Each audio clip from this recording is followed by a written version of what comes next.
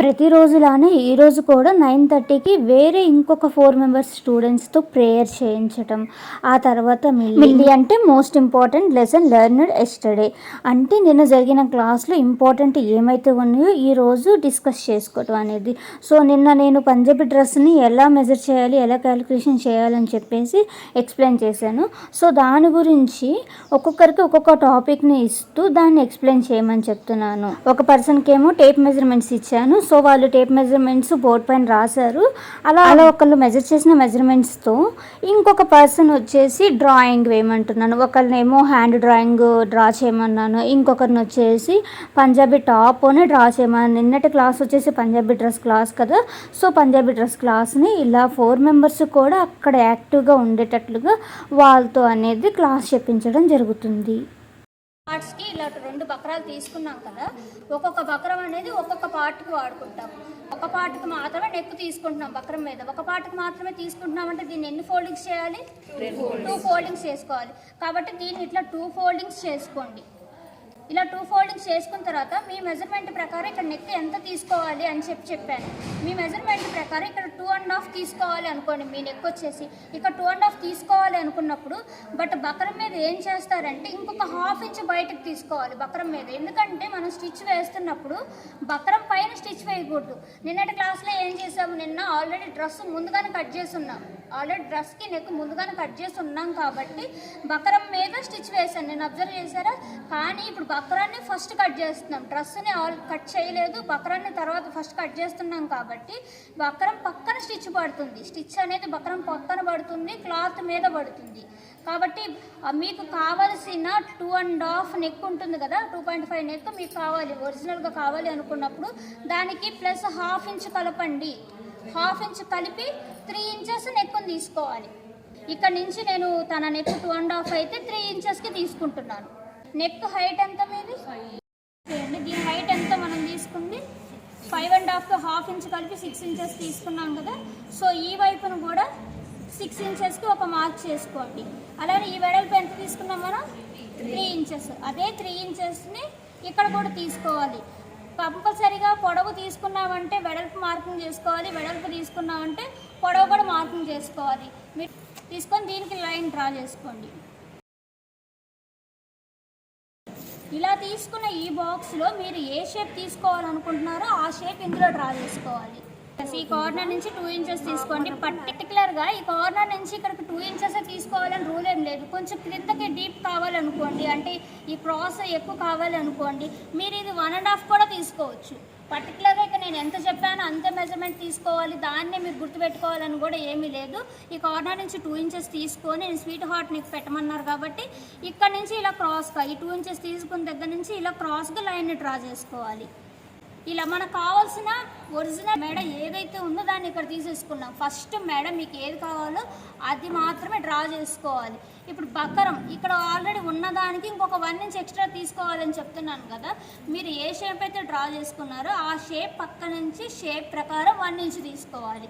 ఇక్కడ 1 ఇంచ్ తీసుకుంటారా, 1.5 తీసుకుంటారా, ఈ బక్కరం సైజు ఎక్స్ట్రా 1.5 తీసుకుంటారా, లేదంటేనేమో 1/2 ఇంచ్ తీసుకుంటారా, 3/4 ఇంచ్ తీసుకుంటారా, బక్రం సైజ్ అనేది అది మీ మీద డిపెండ్ అయి ఉంటుంది. సో నేను ఇప్పుడైతే మీరు కొత్తగా నేర్చుకుంటున్నారు కాబట్టి ఇక్కడ తీసుకున్న నెక్కి జస్ట్ 1 ఇంచ్ అనేది ఎక్స్ట్రా యాడ్ చేసుకుంటున్నాను. ఇక్కడ ఆల్రెడీ 1 ఇంచ్ ఉంది కాబట్టి ఈ ప్లేస్ అంతా 1 ఇంచ్ ఉందా లేదా చెక్ చేస్తున్నాను. ఎక్కడైతే మనకు 1 ఇంచ్ లేదో అక్కడికి జస్ట్ లైన్ డ్రా చేసుకోండి ఇలా.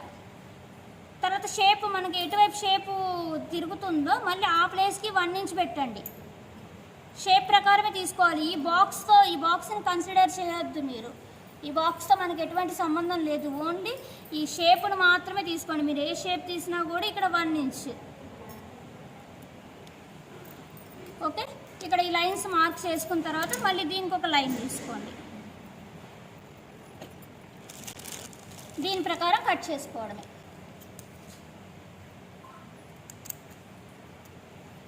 ఫస్ట్ బయట సైడ్ కట్ చేసుకోవాలి, ఆ తర్వాత లోపల నెక్ కట్ చేసుకోండి. కట్ చేసుకుంటే ఈ నెక్ అనేది మీకు కదలకుండా ఉంటుంది. ఫస్ట్ బయటది, తర్వాత లోపలిది.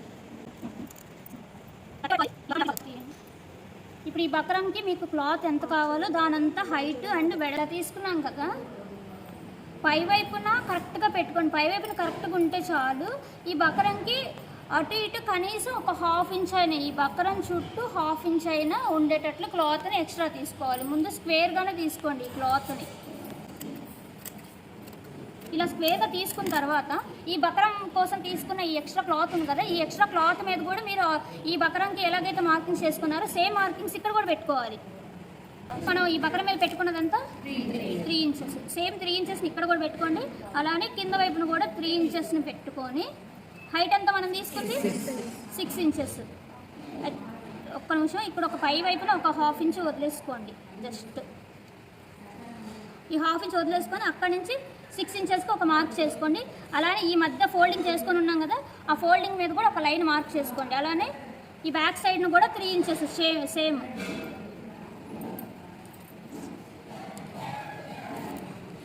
ఇప్పుడు ఇలా మార్కింగ్ చేసుకున్న ఈ మార్కింగ్స్ పైన ఈ బక్రం షీట్ అనేది పెట్టుకోవాలి. ఇక్కడ పెట్టుకున్న ఈ మార్కింగ్స్ని దాటి ఈ బక్రం షీట్ ఐరన్ చేయాలి కదా. ఇప్పుడు ఈ బక్రాన్ని ఐరన్ చేస్తున్నప్పుడు ఈ బక్రం అనేది ఈ మార్కింగ్స్ని దాటి లోపలికి వెళ్ళకూడదు, ఈ మార్కింగ్స్ని దాటి బయటికి రాకూడదు ఐరన్ చేసేటప్పుడు. అలా పర్టికులర్గా ఈ మార్కింగ్స్ పెట్టుకొని ఐరన్ చేస్తే మాత్రమే నెక్ అనేది పర్ఫెక్ట్గా ఉంటుంది. బక్రాన్ని ఎంత మార్కింగ్ అయితే పెట్టుకున్నామో దాని ప్రకారం ఈ క్లాత్ మీద కూడా మార్కింగ్ పెట్టేసుకున్నాం కదా, పెట్టుకొని ఇక్కడ ఐరన్ చేసాము. అయితే ఐరన్ చేసేటప్పుడు మీరు చేయాల్సింది ఐరన్ బాక్స్ ఎక్కువ హీట్ ఉండకూడదు, అలాగని లైట్ హీట్ ఉండదు. లైట్ హీట్ ఉన్నా కూడా ఇది అనేది అంటుకోదు, ఈ స్టార్చ్ ఉన్నది అంటుకోదు. సో మీడియం హీట్ ఉండేలా చూసుకోవాలి. ఐరన్ బాక్స్ మీడియం హీట్ ఉండేలా చూసుకొని ఫస్ట్ స్టార్టింగ్ ఈ ప్లేస్ ఫస్ట్ కొంచెం మాత్రమే ఐరన్ చేసుకోండి. లైట్గా ఇక్కడ అంటుకుంటుంది, తర్వాత ఇక్కడ అంటుకుంటుంది. ఆ తర్వాత ఈ మొత్తం కలిపి ఐరన్ చేయండి. డైరెక్ట్గా ఒకేసారి పూర్తిగా ఐరన్ చేయాలన్నా ఐరన్ అది అవ్వదు. కాబట్టి కొంచెంగా ఐరన్ చేసుకుంటే ఇది ఐరన్ చేసుకోవాలి. ఒక బక్రం కంటే జస్ట్ ఒక 1/2 ఇంచ్ అనేది ఎక్స్ట్రా ఉండేటట్లు చూసుకొని ఈ క్లాత్ని కట్ చేసుకోవాలి.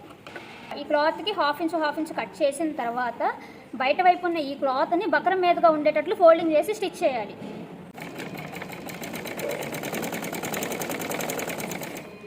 ఎడ్జ్కి స్టిచ్ వేయండి. తర్వాత అలానే ఇటువైపు ఈ షేప్ వస్తుంది కదా, వీ షేప్ లాగా వచ్చింది కదా, ఈ ప్లేస్ కూడా కార్నర్ కరెక్ట్గా ఉండేటట్లు చూసుకొని ఇక్కడ కూడా ఫోల్డింగ్ చేసుకోవాలి.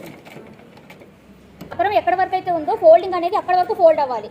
ఏదో జస్ట్ లైట్గా ఫోల్డ్ అవ్వటం అయితే కాదు, బక్రం ఎంతవరకు ఉందో లోపల అంతవరకు ఫోల్డింగ్ చేసుకోండి. అలానే ఈ పక్కన షేప్ కూడా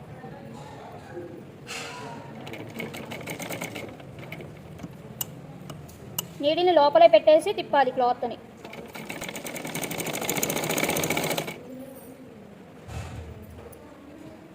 ప్రతి కార్నర్ కరెక్ట్గా వచ్చేటట్లు చూసుకొని ఫోల్డ్ చేసుకోండి.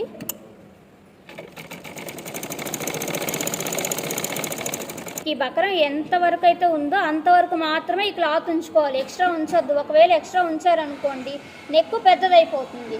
ఎందుకంటే మన కింద నుంచి కదా మన క్లాత్ని పెట్టుకుంది.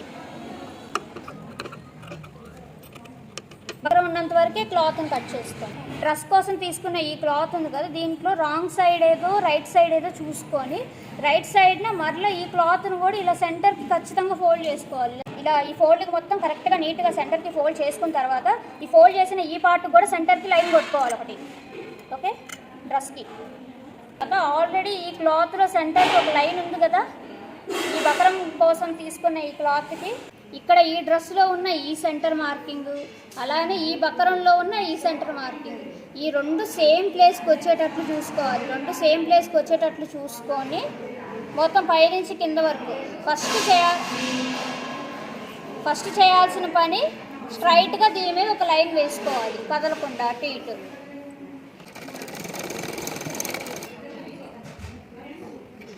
లాస్ట్ వరకు ఏమి స్టిచ్ అవసరం లేదు, జస్ట్ కొంచెం వరకు మాత్రం వేసి అక్కడి నుంచి నీడిల్ని బయటకు తీసేది.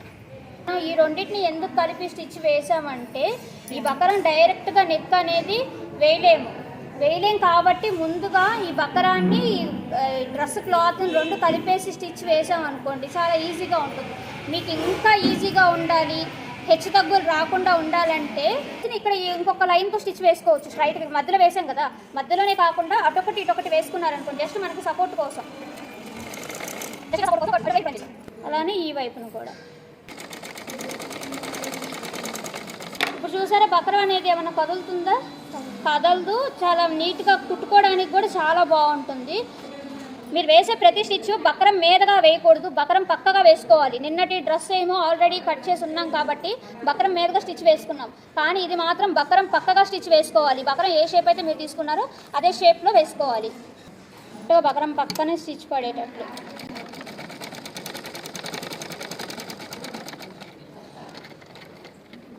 ఈ కార్నర్ వచ్చింది కదా, కార్నర్ వచ్చిన దగ్గర ఏం చెప్పాను, నీడిల్ మాత్రమే ఇక్కడ పెట్టేసుకొని డ్రెస్సును తిప్పేసుకోవాలి.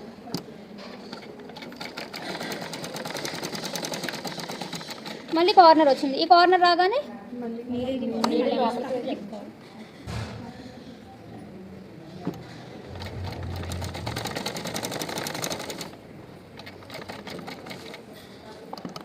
ప్రతి కార్నర్ దగ్గర నీడిల్ లోపల పెట్టేసుకుంటాము. క్లాత్ను మాత్రమే తిప్పేసుకొని మీకు ఏ షేప్ కావాలో ఆ షేప్లో స్టిచ్ వేస్తాం.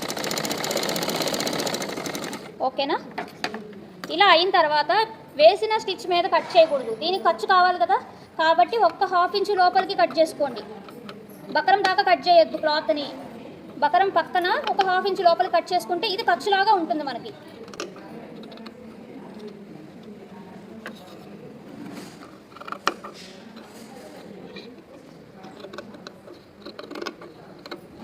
జాగ్రత్త, కింద వేరే క్లాత్ పడకుండా చూసుకొని కట్ చేసుకోవాలి. చేసిన తర్వాత చిన్న చిన్న ఖర్చు కోసం తీసుకున్న ఈ క్లాత్ మీద అక్కడక్కడ చిన్న చిన్న కటింగ్స్ ఇవ్వాలి. ఇక్కడ ఒక కటింగ్, ఇంత దూరంలో ఒక కటింగ్ కాదు, కొంచెం దగ్గరగా వేయండి. ఈ కార్నర్ ఏం చెప్పాను, ఈ కార్నర్ వచ్చిన ప్లేస్లో ఇలా కటింగ్ కాకుండా ఇలా ఫోల్డ్ చేసుకొని కట్ చేసుకోవాలి. అయితే ఈ స్టిచ్ వరకు కట్ చేయకూడదు, స్టిచ్ కంటే కొంచెం లోపల వైపుకు ఉండేటట్లు చూసుకొని, కటింగ్లో అయినా సరే, ఇక్కడ ఫోల్డ్ చేసి కట్ చేస్తున్నదైనా సరే, ఇది వచ్చేసి ఓన్లీ కార్నర్స్ దగ్గర మాత్రమే ఇట్లా కట్ చేసుకోవాలి.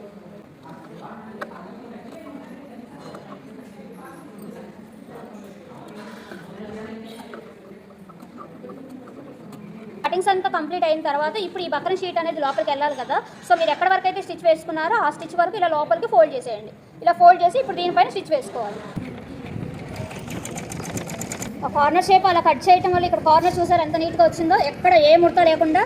సో కార్నర్ ఎక్కడ అంటే ఏ కార్నర్స్ వచ్చినా కూడా ఆ విధంగా ఇప్పుడు నేను కట్ చేసినట్టు ఫోల్డ్ చేసి కట్ చేసుకుంటే మీకు నీట్గా వస్తుంది కార్నర్ అనేది.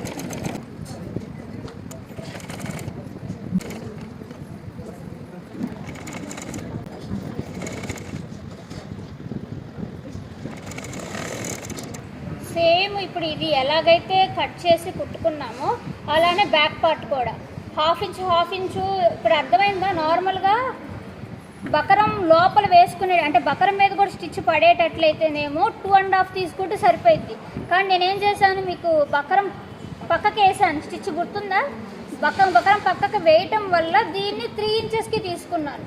ఇప్పుడు క్లారిటీ వచ్చిందా మీకు,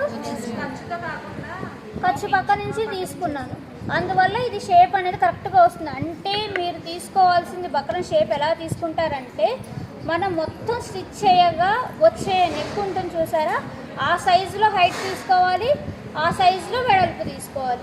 అప్పుడు మాత్రమే మీకు ఇక్కడ నెక్ అనేది పెద్దదిగా లేకుండా ఉంటుంది, ఇక్కడ నెక్ అనేది పైకి పోకుండా ఉంటుంది. బక్రం మీద కట్ చేసి స్టిచ్ చేయడం అర్థమైంది కదా. సేమ్ ఇంకా మీరు అందరూ స్టిచ్ చేసుకోకండి వెళ్ళి. నిన్నటి క్లాస్లో డైరెక్ట్గా డ్రెస్కి నెక్ కట్ చేస్తే ఎలా స్టిచ్ చేయాలో చూపించాను కదా. సో వీళ్ళు బకరం యూజ్ చేయాలి అనుకున్నప్పుడు బకరాన్ని డైరెక్ట్గా కట్ చేసి డ్రెస్ పైన ఎలా స్టిచ్ చేయాలనేది ఒకసారి క్లారిటీ ఇస్తే ఇంకెప్పుడు వీళ్ళకి డౌట్ రాదు అన్నట్టుగా ఆ క్లాస్ను కూడా అయితే ఎక్స్ప్లెయిన్ చేశాను. ఈ క్లాస్ అయిపోయిన తర్వాత వాళ్ళని స్టిచ్ చేసుకోమన్నాను. ప్రతి ఒక్కరు కూడా డ్రెస్సెస్ స్టిచ్ చేసుకున్నారు. కొంతమంది అయితే వాళ్ళు డ్రెస్ వేసుకున్నవి కూడా నేను ఇక్కడ క్లిప్స్ యాడ్ చేశాను. అందరూ అయితే డ్రెస్సెస్ ఇంకా వేసుకోలేదు, సో కొంతమంది మాత్రమే నేను ఇక్కడ యాడ్ చేశాను. అండ్ అలానే వీళ్ళకి రికార్డ్ వర్క్ కూడా ఉంటుంది. సో లాస్ట్లో మళ్ళీ ఇబ్బంది అయిపోతుందని చెప్పేసి ఇప్పుడే ప్రతి ఒక్కళ్ళు ఏ రోజు వరకు ఆ రోజే మినీ డ్రెస్సెస్ని కూడా స్టిచ్ చేసుకుంటున్నారు. క్లాసెస్ ఎలా ఉన్నాయో కామెంట్ చేయండి, అలానే కంటిన్యూ చేయాలో లేదో కామెంట్ చేయండి.